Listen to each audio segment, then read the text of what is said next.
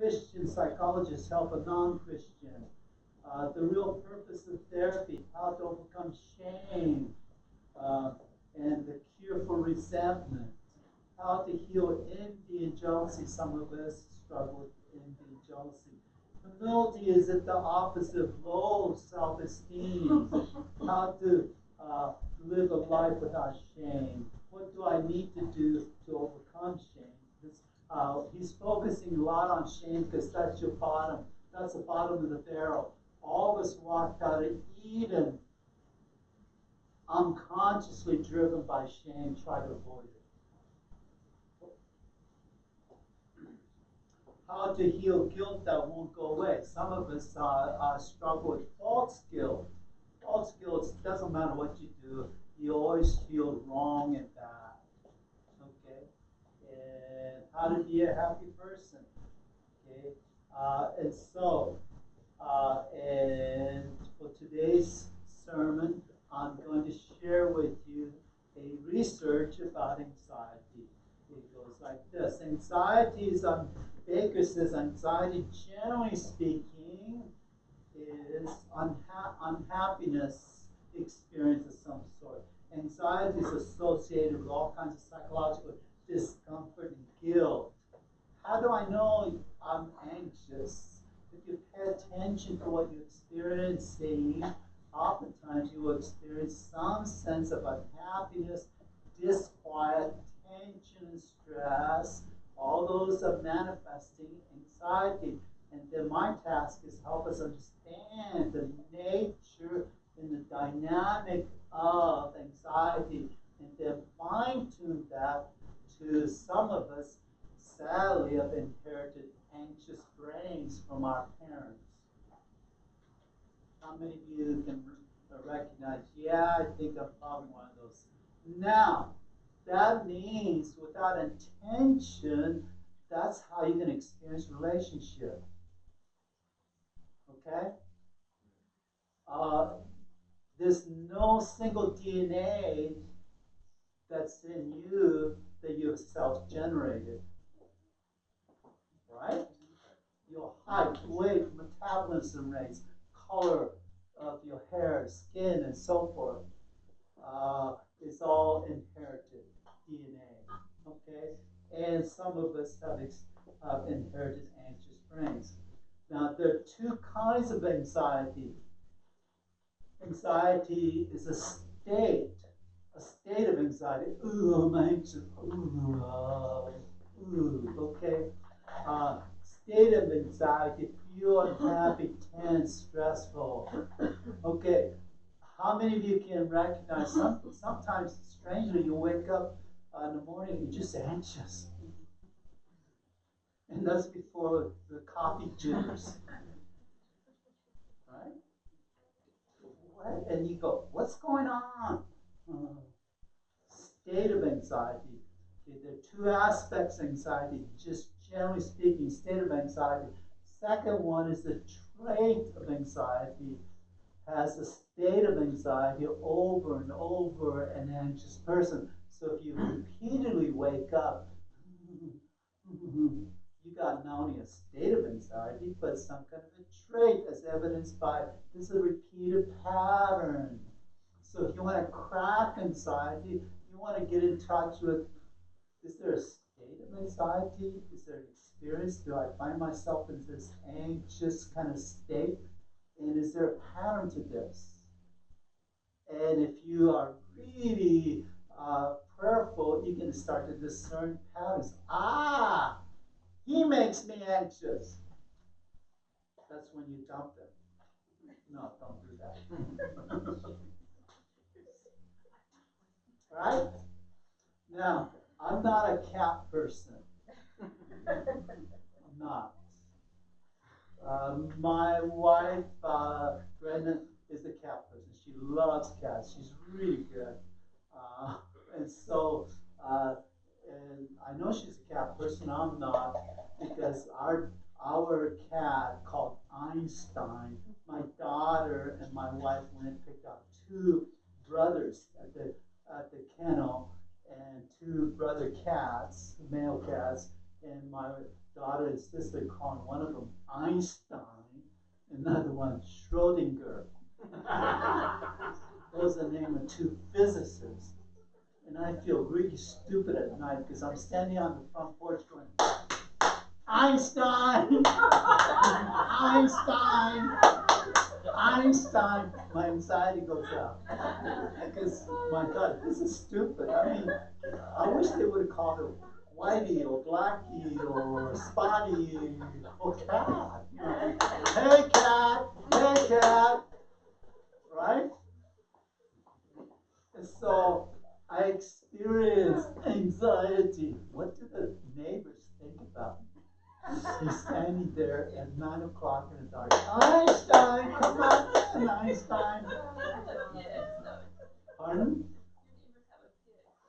Yeah, That's right. our neighbors have a And they pig. built the house That's for the true. pig too. Yeah, our neighbors have a Vietnamese pig. A Vietnamese pig? Have a what? Vietnamese pig. Is it a pig from Viet? No. It's not? It's a pot-bellied pig. A Japanese pig. It's not a Japanese It's pig. a pot-bellied pig. This is my sermon. With just a little correction here. Correction. Yes. Talk about anxiety. Okay. Anxiety. There is an experience, a state of anxious. Huh. Beyond the moment's experience anxiety, is there a pattern? Okay? Okay, but if you wake up and you have a spirit of anxiety, do you think that sometimes that can be a spirit of anxiety and you need to take it to the cross? Yes, the enemy, we live in a spiritual warfare zone. So if you have a propensity towards anxiety, the enemy can use push. And how do I know it's a spirit of anxiety versus just natural anxiety? Because spirit of anxiety has a push quality to it. God works from the inside out in transformation. The enemy works from the outside trying to get in. He's a thief, a liar. You know the difference between inviting someone to your house versus home invasion. Spiritual warfare is home invasion. And we'll have that tone and quality. Okay, so anxiety can be related to depression and anxiety and image of God. Okay, it goes like this, Philippians 4:6. Have no anxiety about anything, but in everything by prayer and supplication with thanksgiving, let your requests be made known unto God.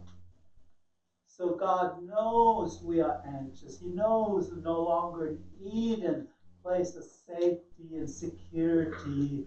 We're in post-Eden experience in a hostile, darkened world with spiritual warfare. Good luck not being anxious. If you interview World War I soldiers in the trenches doing trench warfare, would you be surprised if you found those troops anxious? You wouldn't be surprised. You would actually be surprised if you found a non-anxious soldier and you would walk away and say, this guy's clueless. What's wrong with him? Okay. But God knows the world we live in, and He's committed to transform that. Okay, so what does God want us to do based on this verse? Let me read it again. You tell me what's God's heart towards us. Have no anxiety about anything, but in everything by prayer and supplication with thanksgiving, let your requests be made known to God. So tell me, what is the Holy Spirit saying to you about anxiety? Take it to God. Take it to God. But before we move to that, isn't the Holy Spirit fine? I know you're anxious. You're not a bad person. I know this is sad. but you're not a bad person. Welcome to where we are. But here's what we can do. And so what does the Holy Spirit want us to? The first thing, if you want to crack anxiety in your life, you have to say, I'm anxious for some strange good reason. The anxiety doesn't show that there's something bad or wrong about me. If that was true, Philippians 4:6 would be written differently. It would be written this way. Have no anxiety, stupid. Right? There's none of that. Have no anxiety. And so Sherry's point, what does the Holy Spirit encouraging you and empowering you to do with anxiety? What's he doing? What does God want us? Pardon? To take it to him. And how do you take it to him? Prayer and thanksgiving. Prayer, but it's not just prayer. Prayer, supplication with thanksgiving. Prayer and supplication. Is supplication the same thing as prayer? Good question, is it? Or maybe the Holy Spirit's just redundant. He's like most parents, they just repeat things. Don't cross the street. Don't cross the street. Are you listening to me? Don't cross the street. Is that what the Holy Spirit's doing? No. Okay. But whatever prayer and whatever supplication, what is the differentiation between it? What is the connecting thing? What is it? Come on. What is it? Trust. No. Thanksgiving. Thanksgiving is, Lord, I'm anxious, but thank you nevertheless. Lord, I'm really concerned. I don't see how retirement's going to work out. I need a new job. This job's not working, but Lord, thank you. Okay, now does that totally take away the anxiety? That's a good question, but it will start to dampen it. Those of you who struggle with anxiety, add thanksgiving. Lord, I'm anxious for some strange good reason, but nevertheless, I give you thanks. Thank you from the midst of this. And now you're partnering with God to break up the anxiety. All right? And notice this says in everything. So Mark Baker, from this verse, asks a basic question, which a lot of Christians ask. If you have anxiety, is that a sign you lack faith? And a lot of preachers preach that.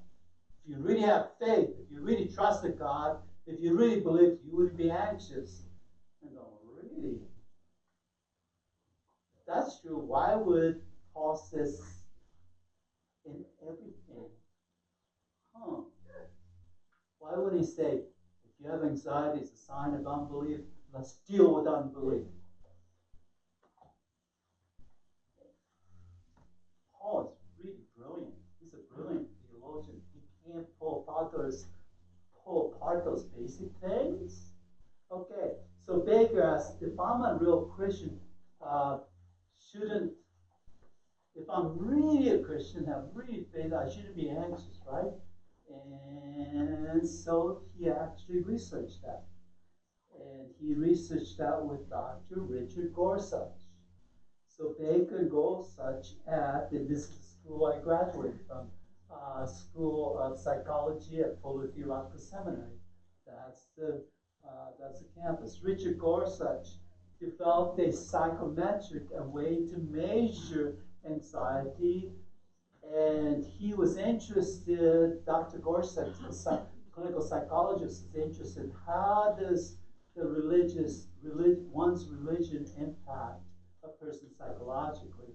So he's also was an editor. He's passed away, but he's passed on. But here's one of his books, Factorial Analysis, editor of Scientific Study of Religion. Dr. Baker studied under Gorsuch, and the two of them did research. Very interesting research. What did they do? They went to a Christian wilderness training organization, and This organization trained people and introduced them to wilderness experiences, and it was both for Christians, non-Christians, and so forth.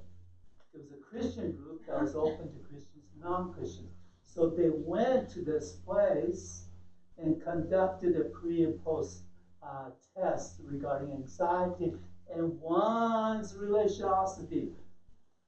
All that to say, they wanted to know a person's experience anxiety and if there's a connection to the person's faith. Basic question, okay? And they found some very interesting things. Regarding religiosity, they looked at a person's faith. By the way, if you ask a person, what do you believe? That's a superficial question. The deeper question is, what's in that person's heart? And you have a lot of people who say they're Christian, but they're not Christian in their heart. It just means they wear Christian garb. They go to church, they attend, they do Christian things. Trust me with all your heart and lean not unto thy own understanding. By the way, does God reject someone who's not a Christian in heart who attends church? No, they're welcome. We as a church always welcome just as they are, because that's God's heart. At the same time, we ask the Holy Spirit to do the transformation. Here's the trick. It's really, really, really hard to figure out what's inside the person's heart. Really hard. It takes the Holy Spirit, right? So our church, we embrace and we welcome. And then we look for the Holy Spirit to do a wonderful touch. And God's committed. He's the author and the finisher of our faith. He begins an inward journey and he brings it to completion. Okay, anxiety. So the wilderness test. And so they measure people's religiosity. Some people said, I have a personal relationship to God through Jesus Christ. Others says, well, you know, my mom and parents were Christians, so I'm a Christian. That's a social faith versus personal faith. And some responded says, no, I don't believe in Jesus, and I'm not a Christian, I'm an atheist. So they had different religiosity. And now we're taking those religiosity of the person and seeing how that connects with their experience of anxiety. And what they did was, in this wilderness camp experience, they trained people for the wilderness, took them out and exposed them to dangerous wilderness things like rappelling off of a cliff. Now, if you had to rappel off of a cliff, or if you were forced to do bungee cord jumping, how many of you could say, I would be anxious? Yeah. And it doesn't matter if you're Christian or not Christian, right? Being strapped in, standing at the edge. Ah! And then if I come along as a pastor and say, what's wrong with you? You're not a very good Christian, are you? If you're really a Christian, you wouldn't be anxious. And you're going to go, no, I'm going to die. Right? Welcome to anxiety. Okay, that's what they were measuring. They measure their anxiety by taking them into the wilderness doing dangerous activities. And then 2 weeks later, after the event, they did an anxiety scale. And, oh, gee whiz. Then 2 weeks after the event, dangerous event, they redid the anxiety test to see if there was a difference. Okay, people who had a personal religiosity, a personal faith, 2 weeks after the dangerous event were no longer anxious.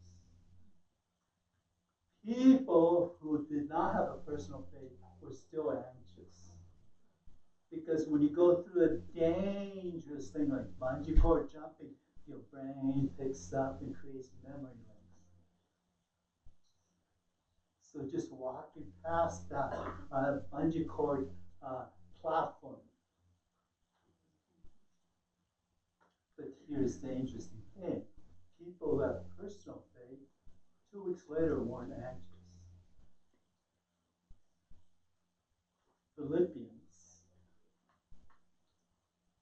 do not be anxious about anything, but in every situation by prayer, petition with thanksgiving, present your requests to God. Personal relationship with God is the key to anxiety. But some of us have depth of anxiety, which requires a depth of experience of God. The key is, if you have depth of anxiety, you're going to be naturally motivated to get out of anxiety, which becomes secondary anxiety. I'm anxious about being anxious. First, it's okay for you to be anxious, because you're anxious for some strange reason, and here's the very good news. God knows that, experiences that, is with you. And so what you want to do is move towards God and say, Lord, I am anxious, but I'm moving towards you, and I need to experience you. And it's okay if it takes some of you weeks and even years to bust through this. Because the human heart-to-center relationship is a turtle. It goes very slow. You can't push this thing. Okay? So my comment, shared anxiety breaks the power of anxiety. That's what Philippians 4:6 is saying. Prayer, supplication, thanksgiving, move towards God, share with God. Does that work? Yes.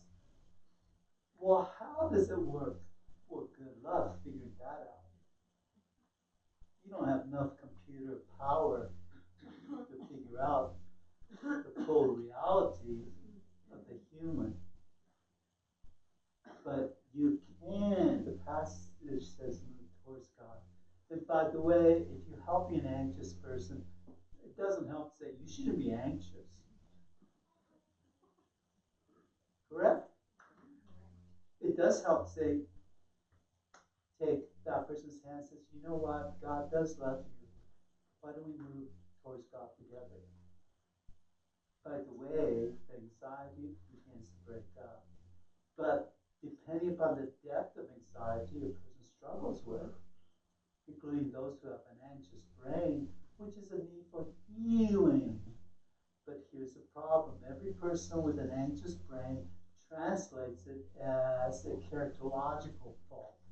There's something wrong with me, or there's something wrong with my relationship, or with other person relationship. That's a fair connection, but that's not getting at the full depth, which is, from some strange reason, my biology needs a touch, as well as my heart and my mind.